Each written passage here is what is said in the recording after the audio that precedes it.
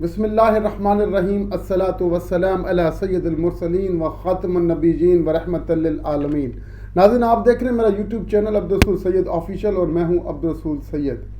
ناظرین، آج کی ویڈیو میں بات کرنے جا رہا ہوں مصطفیٰ کمال اتا ترک کے بارے میں، جو کہ تاریخ کی ایک متنازع شخصیت ہیں کہ جنہوں نے اسلامی تشخص کو مٹانے کی بھرپور کوشش کی، کہ جو اللہ اور اللہ کے رسول کے بہت بڑے دشمن تھے اور جو خلافت عثمانیہ کے تابوت میں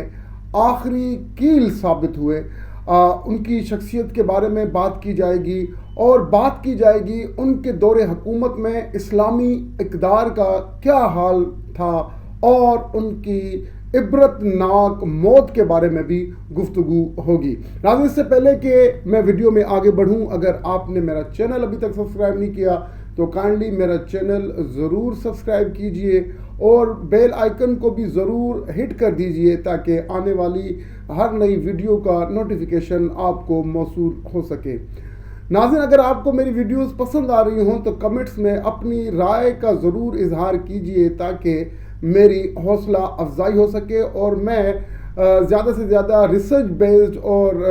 حقیقی معلومات پر مبنی ویڈیوز آپ کے سامنے لا سکوں۔ ناظرین، مصطفیٰ کمال اتا ترک جو ہیں وہ انہیں جدید ترکی کا بانی کہا جاتا ہے، اور وہ ان کا جو کردار ہے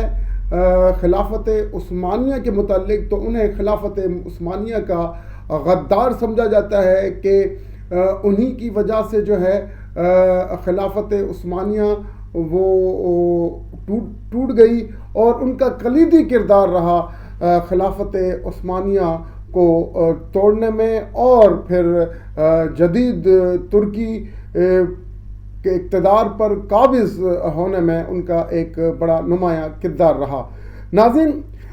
مصطفیٰ کمال اتا ترک جو ہے وہ 1881 میں سالونیکا ایک علاقے ہیں، سالونیکا کا علاقہ، اور وہاں جو ہے ایک متوسط طبقے کے خاندان میں انہوں نے جنم لیا، اور 7 برس کی عمر میں وہ یتیم ہو گئے۔ ابتدائی تعلیم سالونیکا کے مختلف اسکولوں اور کالجز میں حاصل کی، اور کہا جاتا ہے کہ طالب علمی کے ایام میں وہ بڑے منجھے ہوئے مقرر کے طور پر سامنے آئے، اور ان کو خطابت میں بڑا ملکہ حاصل تھا، اور ان میں یہ صلاحیت تھی کہ وہ اپنی چرب زبانی سے لوگوں کو متاثر کرتے تھے اور بڑا کراؤڈ جو ہے وہ جمع کر لیتے تھے۔ کہا جاتا ہے کہ استنبول میں قیام کے دوران خلیفہ عبدالحمید کے خلاف سرگرمیوں میں حصہ لینے پر انہیں قید کا بھی سامنا کرنا پڑا، اور جیسے ہی وہ قید سے رہا ہوئے تو انہوں نے فوج میں ملازمت اختیار کی۔ ملازمت کے درمیان جنگوں میں شرکت کی، اور اپنی حاضر دماغی اور پیشہ ورانہ صلاحیت کی وجہ سے بڑی شہرت حاصل کی۔ اس نے 1915 میں انگریزوں اور فرانسیسیوں کے خلاف آبنائے باسفورس کا بڑی کامیابی سے دفاع کیا، اور اس پر اسے جنرل کے عہدے پر ترقی دی گئی، اور جبکہ 1916 میں روسی فوج کو شکست دے کر ترکی کا مقبوضہ علاقہ جو ہے وہ آزاد کرایا، اور خلیفہ وحید الدین نے انہیں فوج کا انسپیکٹر جنرل مقرر کر دیا۔ اب خلیفہ وحید الدین تو مصطفیٰ کمال کے چھپے ہوئے عزائم کا ادراک نہیں رکھتے تھے، لہٰذا انہوں نے اسے جو ہے وہ فوج کا انسپیکٹر جنرل جو ہے وہ مقرر کیا۔ ناظرین، دوسری جنگ عظیم کے بعد سلطنت عثمانیہ جو ہے وہ انتہائی کمزور پڑ گئی تھی، اور مصطفیٰ کمال اتا ترک نے یہودیوں، امریکہ، روس، برطانیہ اور نیوزی لینڈ کے ساتھ اتحاد کر لیا، اور انہوں نے سلطنت عثمانیہ کے آخری سلطان پر دباؤ ڈالا کہ وہ نہ صرف جو ہے وہ اپنی فیملی اور اپنے نوکروں کے ساتھ ترکی کو چھوڑ دیں گے، بلکہ وہ واپس بھی نہیں آئیں گے، اور ان کے واپس آنے پر بھی پابندی لگا دی گئی۔ اس طرح سلطنت عثمانیہ ٹوٹ گئی، اور اس کے ٹوٹنے سے 40 نئے ممالک وجود میں آئے۔ سلطنت عثمانیہ کا مرکز اناطولیہ ترکی کے نام سے دنیا کے نقشے پر ابھرا، اور اس ترکی کے نئے وزیر اعظم بنے مصطفیٰ کمال اتا ترک، جنہیں اسی وجہ سے جدید ترکی کا بانی بھی کہا جاتا ہے۔ ناظرین، جیسے ہی مصطفیٰ کمال نے اقتدار سنبھالا تو اس نے اسلامی تشخص کو مٹانے کی کوشش کی اور اسلامی اقدار کا بالکل سرے سے خاتمہ کرنے کی کوششیں تیز کر دی۔ تو اتا ترک نے اسلام کو بطور سرکاری مذہب کے ہٹا دیا۔ پہلے اتا ترک سے پہلے جو ہے خلافت عثمانیہ میں اسلام ہی جو ہے وہ سرکاری مذہب ہوا کرتا تھا، جبکہ جیسے ہی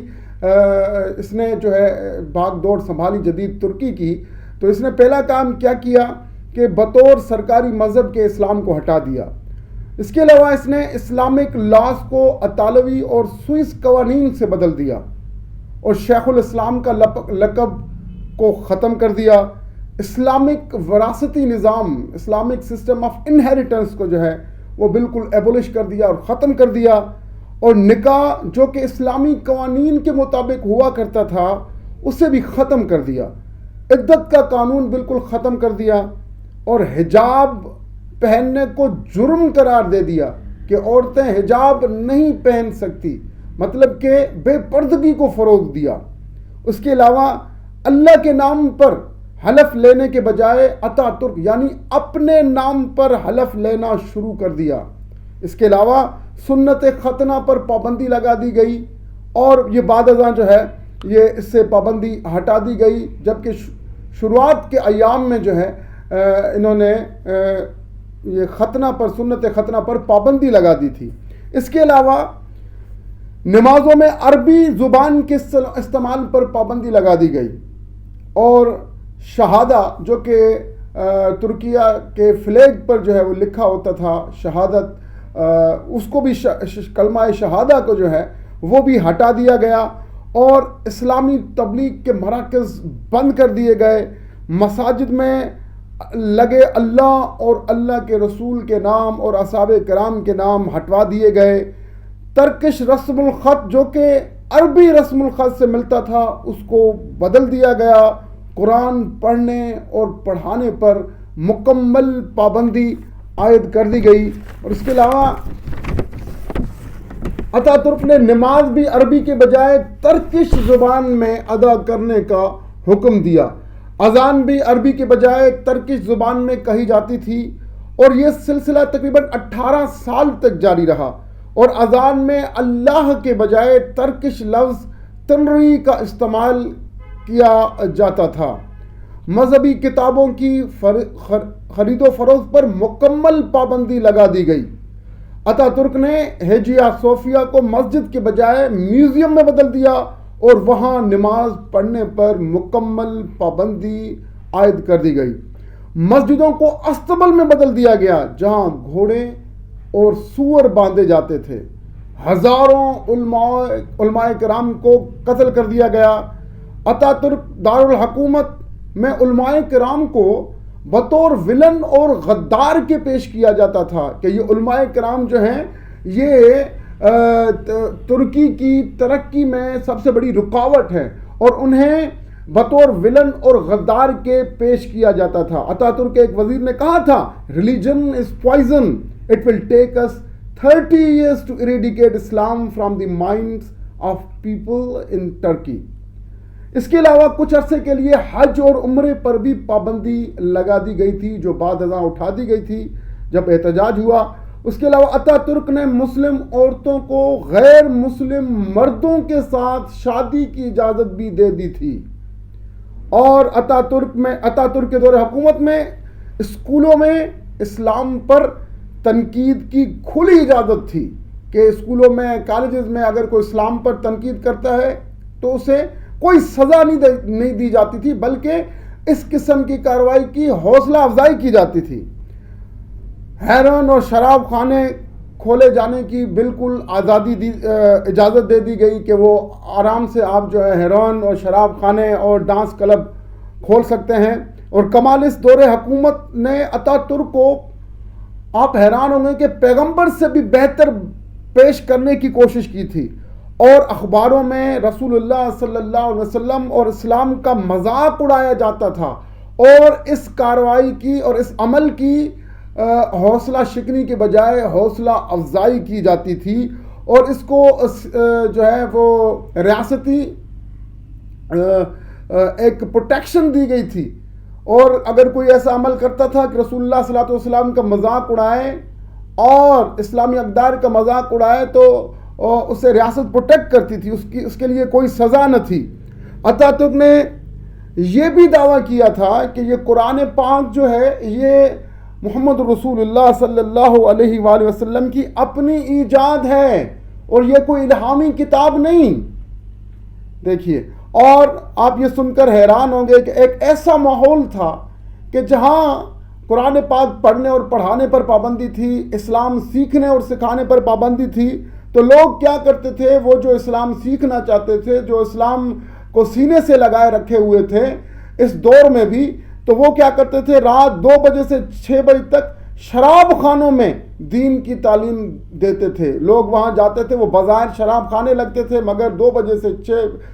بجے تک جو ہے وہاں قرآن پاک کی تعلیم دی جاتی تھی اور دین سیکھا اور سکھایا جاتا تھا۔ جبکہ یہ بھی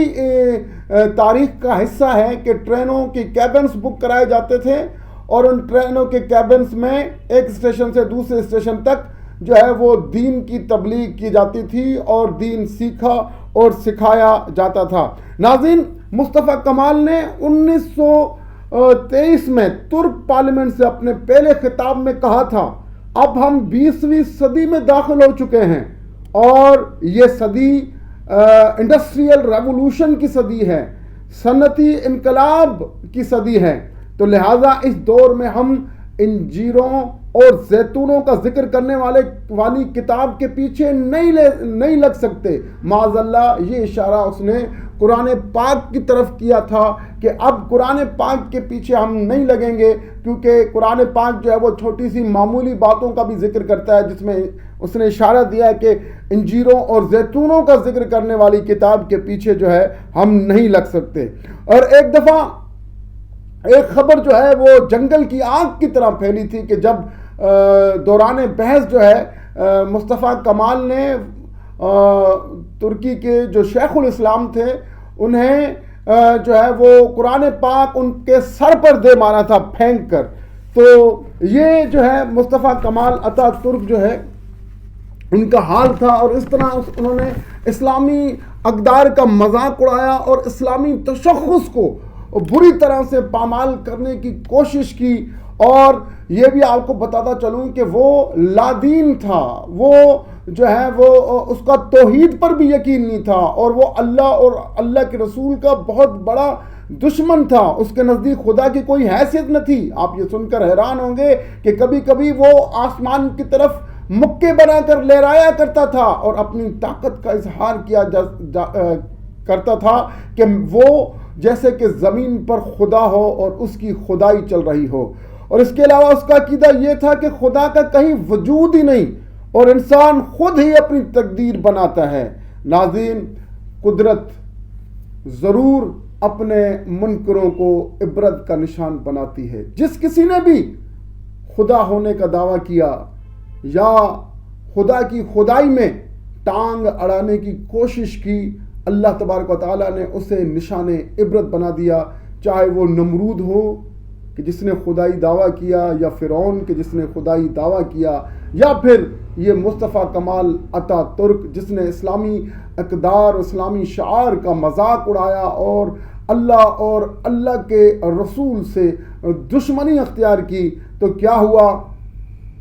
کہ جب وہ موت کے قریب آیا، مرنے کے قریب آیا، اب لوگ تو دیکھ رہے تھے کہ اب دیکھتے ہیں کہ اللہ تبارک و تعالی اس خبیث انسان کے ساتھ کیا کرتا ہے۔ تو کیا ہوا کہ جب موت کا وقت قریب آیا تو اسے ایک جگر کا ایک مرض لاحق ہوا، اور وہ ایک ایسا مرض تھا جسے سے پانی کی بڑی پیاس لگتی تھی، اور جب یہ پانی پیتا تھا اور اس کی پیاس ختم نہ ہوتی تھی، اور ڈاکٹرز جو ہیں وہ اس کے جگر میں کوئی ایک ایسی پراسرار بیماری پیدا ہو چکی تھی کہ ڈاکٹرز انجیکشن کے ذریعے پیپ زدہ پانی اس کے جگر سے نکالتے تھے، اور اس کے جگر میں کیڑے پڑ گئے تھے، عجیب کیڑے پڑ گئے تھے، اور وہ کیڑے جو ہے وہ بظاہر تو نظر نہ آتے تھے، مگر انہیں میڈیکل آلات جو ہے، طبی آلات سے وہ دیکھا جا سکتا تھا۔ جب ریسرچ کی گئی، تحقیق کی گئی، تو پتہ لگا کہ یہ جو کیڑے پڑے ہیں یہ خاص قسم کے کیڑے ہیں، اور یہ بیماری جو ہے یہ بڑی ایک ریئر بیماری ہے، اور ان کیڑے کے پڑنے، جو سرخ رنگ کے کیڑے تھے، ان کیڑے کے پڑنے سے اسے کھجلی کا مرض بھی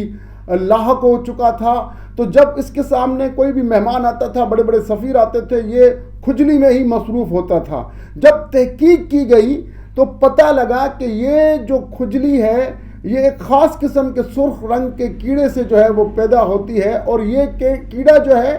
یہ صرف چائنا میں پایا جاتا ہے۔ یہ خاص قسم کی چوٹی نما کیڑے ہوتے ہیں، اور یہ چوٹی نما کیڑے صرف چائنا میں پائے جاتے ہیں۔ آپ یہ سن کر حیران ہوں گے ناظرین کہ اسی مرض میں اس کی موت تو ہوئی، مگر موت کے بعد جب تحقیق کی گئی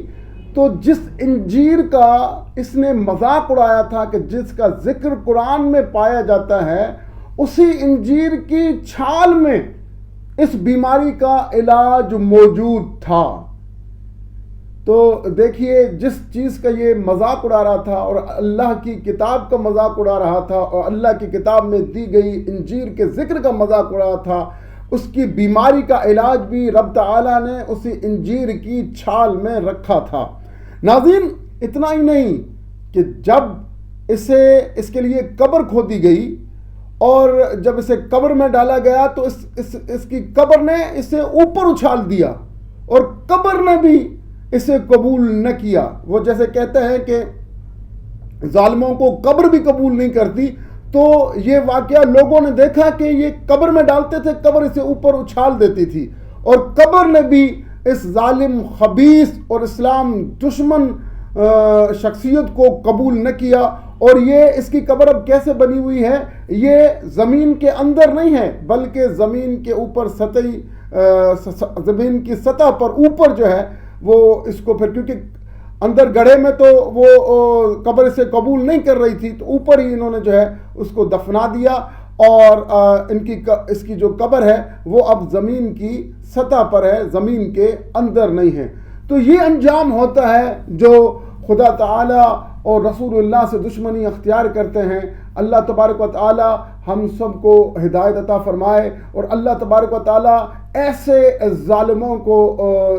عبرت کا نشانہ بنائے، تاکہ آنے والے جو ظالم ہیں وہ بھی ان کی اس عبرتناک موت سے سبق حاصل کر پائیں۔ شکریہ۔